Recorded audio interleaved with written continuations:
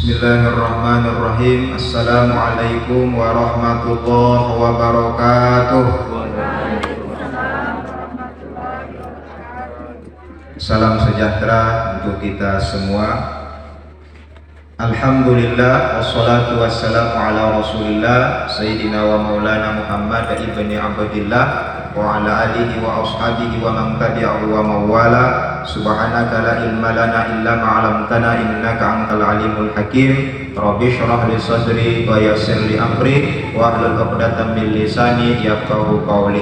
Yang sama-sama kita hormati Ketua Partai Bulan Bintang Kabupaten Kepulauan Sangihe Bapak Marwan Kahumil, Sarjana Ekonomi, Bapak mantan Kepala Kantor Urusan Agama Kecamatan Tabukan Utara, Nusa Tabukan, Ibu penggerak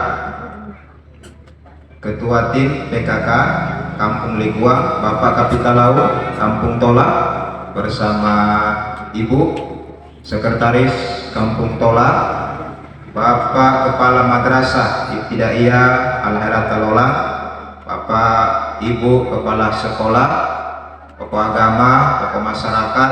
Maaf jika ada tokoh yang tidak sempat saya sebutkan, Bapak Imam dan BTN yang sempat hadir, Bapak Ibu tamu undangan. Insya Allah kita semua dimuliakan Allah Subhanahu wa Ta'ala. Amin ya Rabbal Alamin. Kehadiran kita pagi ini memenuhi undangan akikah. Kemarin khitan 6 orang, hari ini akikah 1 orang, dan salah satu mata acara pada kesempatan ini adalah hikmah, dan saya diminta untuk memberikan hikmah.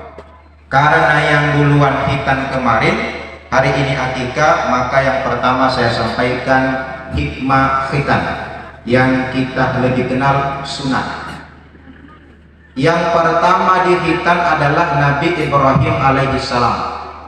Saat itu usia beliau 80 tahun.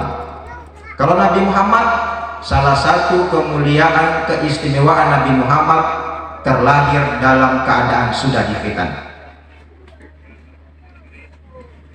Khitan ini adalah untuk meminimalisir nafsu. Lewat khitan bisa diminimalisir. Anak yang belum dikhitan itu memutus sholat. Soft depan, soft artinya baris. Terkadang kita sebut saf, seharusnya soft artinya baris. Soft depan ada anak yang belum dikhitan, maka putus soft tersebut. Makanya biasa orang yang paham anak-anak di belakang, tetapi katanya ada anak yang tidak memutus soft. Itu menurut Syekh Al-Yasahar dalam kitab Fatwa Al-Azhar. Ada 2 syarat anak yang tidak memutuskan soft. Yang pertama, wudhunya sempurna. Yang kedua, sudah dikhitan. Kalau anak itu sudah dikhitan di sunat, wudhunya sempurna, tidak memutuskan soft. Tetapi kalau belum dikhitan, itu memutuskan soft. Tapi tidak mungkin juga ada polisi di masjid khusus untuk memeriksa anak, mana disunat, mana belum. Kan tidak mungkin. Biasanya juga dibuat khitanan massal. Yang buat biasanya IDI, Ikatan Dokter Indonesia. Ada yang disunat nanti lulus SD. Di saat ada libur sunat. Ketika tiba datang waktunya sunat, lari, takut. Nanti lulus SMP tambah kencang larinya. Ada juga ibu-ibu yang daftarkan suaminya sunat, kebetulan suaminya mu'alaf. Jadi sunat itu hukumnya menurut 4 imam madhab. Kalau laki-laki Hanafi, Maliki, Syafi'i, Hambali wajib. Kalau perempuan cuma 1 madhab yang mewajibkan, yaitu madhab Syafi'i. Sementara 3 mazhab yang lain itu al-mukarramah, mulia saja. Sementara menurut kitab fikih kontemporer yang kekinian, nama kitabnya adalah Al-Fiqhul Islam wa Adillatuhu. Nama penulisnya adalah Syekh Wahab Az-Zuhaili. Makruh hukumnya khitan anak baru lahir atau anak sebelum usianya 7 hari. Tapi kalau 7 hari ke atas itu sunnah. Ini beberapa yang harus diperhatikan, karena biasa lahir anak langsung disunat, karena yang dikhawatirkan dia masih kecil. Begitu menurut Syekh Wahbah Az-Zuhaili dalam fikih kontemporer Al-Fiqhul Islam wa Adillatuh. Sementara menurut ulama mazhab Syafi'i diantaranya adalah Imam Al-Mawardi, hukumnya sunnah khitan anak sebelum dia balik. Setelah anak itu balik maka hukumnya wajib. Ini beberapa catatan tentang khitan. Jadi ketika ditanya siapa yang dihitan pertama, jawabannya Nabi Ibrahim alaihissalam. Berapa umurnya? 80 tahun. Nabi kapan dihitan? Nabi salah satu keistimewaannya lahir sudah dalam keadaan dihitan. Dan ini bulan kelahiran Nabi, bulan Rabiul Awal. Ketika kita di bulan Rabiul Awal senang gembira dengan kelahiran Nabi, maka baik kita, orang tua, ibu, bapak, keluarga diberikan syafaat Nabi Muhammad Sallallahu Alaihi Wasallam. Poin yang pertama sudah tentang hikmah khitan. Poin yang kedua, akikah. Sepakat 4 imam madhab hukum akikah sunnah muakkad, Hanafi, Maliki, Syafi'i, Hambali. Yang menjadi perbedaan jumlah kambing yang dipotong. Menurut madhab Syafi'i laki-laki 2 ekor, perempuan 1 ekor. Tapi ada penceramah katanya 1 ekor laki-laki, 1 ekor untuk perempuan. Itu dalam kitab fikih sunnah yang ditulis oleh Syekh Said Sabiq, madhabnya Hanafi. Yang mau pakai 1 laki-laki 1 perempuan boleh. Kenapa? Ada dalilnya. Yang mau pakai 2 laki-laki 1 perempuan boleh menurut madhab Syafi'i. Nah, biasanya kita umumnya pakai 2 kalau mampu. Dalam hadis Nabi dijelaskan kullu gulamin rahinatun bi aqiqati tudbahu yauma sabihi wa yuqlaqu wa yusamma. Kullu setiap gulamin anak rahinatun tergadai bi aqiqati dengan akikahnya. Setiap anak itu tergadai dengan akikahnya. Bagaimana cara menebus? Misal kita masukkan ke pegadaian, sertifikat rumah, sertifikat tanah, buku nikah, jangan buku nikah, cukup sertifikat rumah dengan tanah. Masukkan ke pegadaian, kita tebus. Lalu kalau cara menebus anak 3, yang pertama tuh bahu yauma sabihi, potongkan kambing pada hari ke-7.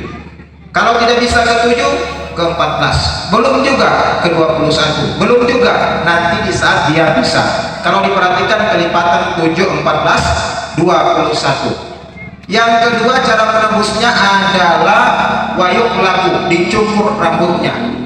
Jadi anak itu biasa ketika akikah cuma sebagian dicukur. Ketika kepala anak itu keras dicukur secara keseluruhan. Kenapa dicukur rambutnya? Karena ketika dia lahir rambut itu bercampur dengan kotoran darah dari rahim, sehingga harus dibersihkan. Ada yang bilang saya tidak perlu cukur, cukup pakai Baiklin. Nah, itu bukan pembersih rambut anak, tapi itu untuk baju yang bernoda. Jadi dibersihkan itu supaya noda yang dibawa dari kandungan itu menjadi bersih.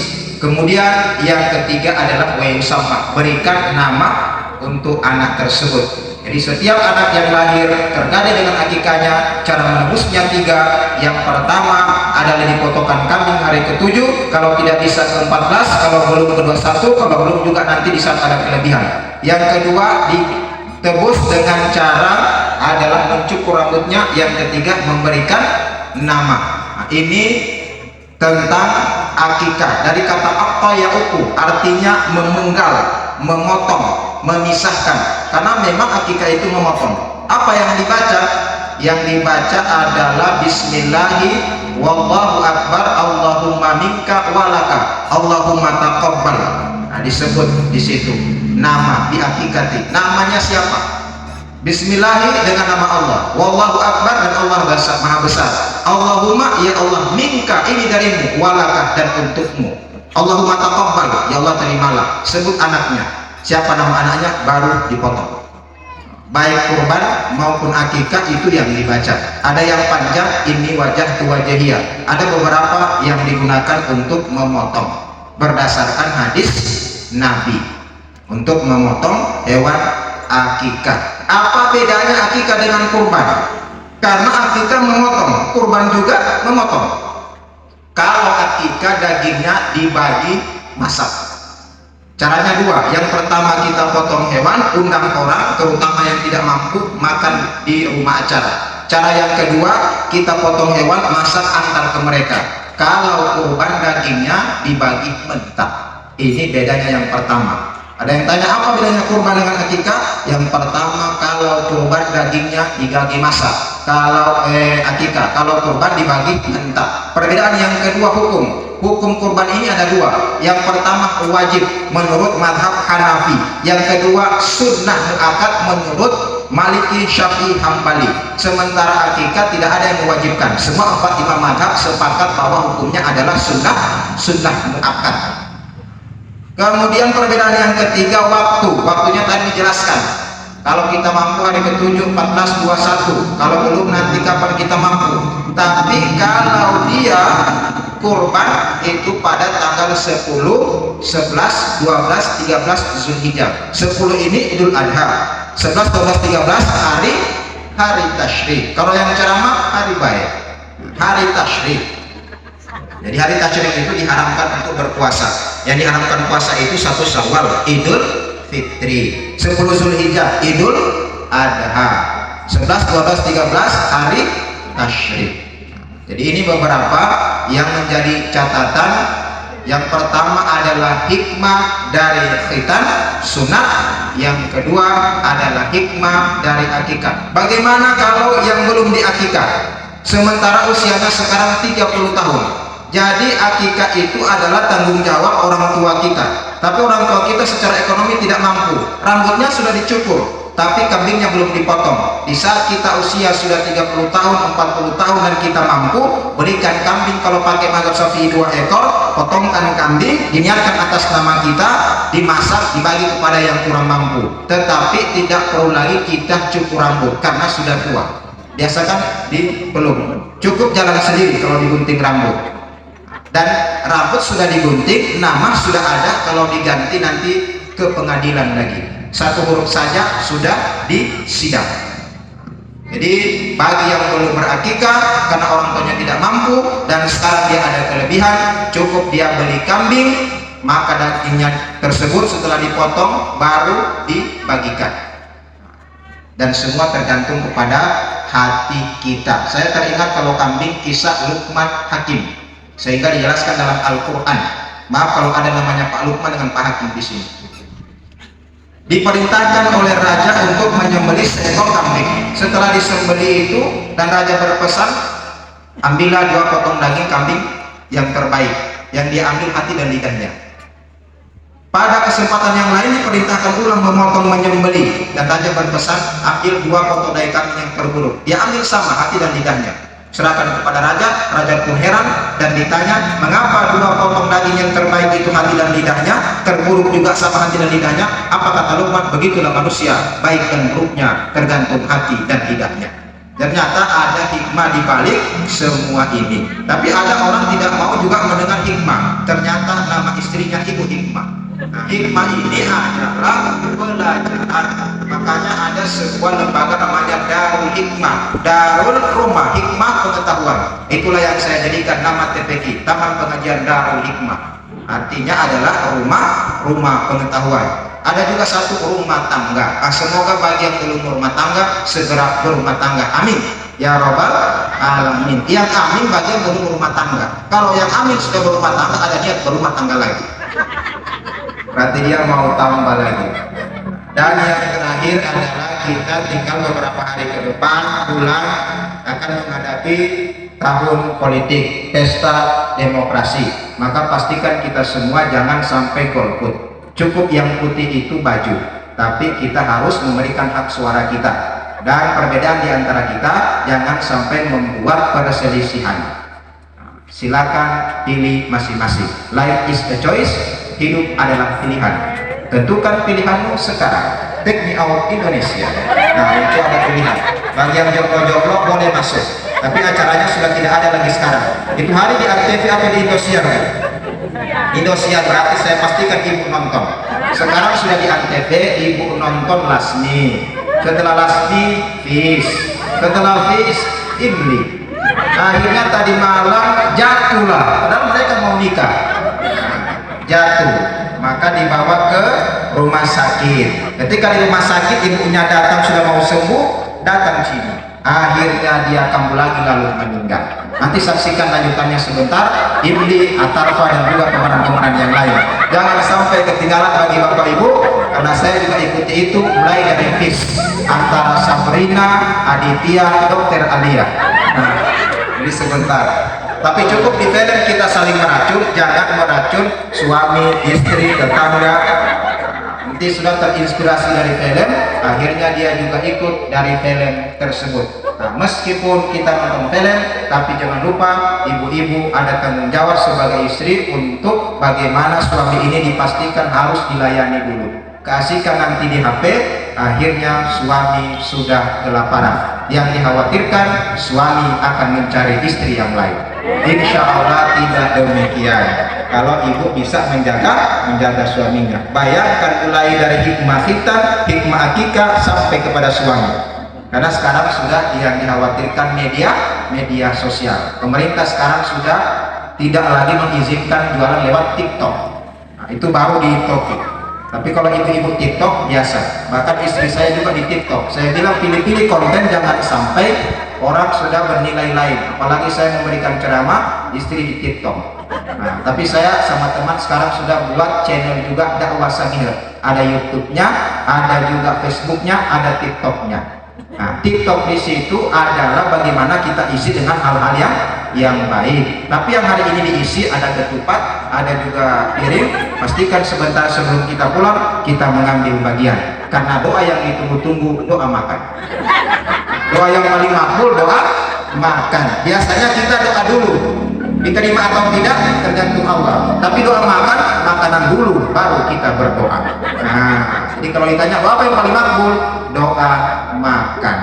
Tapi nanti sebentar kita doa makan sesuai dengan keyakinan kita masing-masing. Karena di sini ada saudara kita juga dari Kristiani. Marilah kita jaga kerukunan antara umat beragama, karena Indonesia ini bukan negara agama tapi negara umat beragama.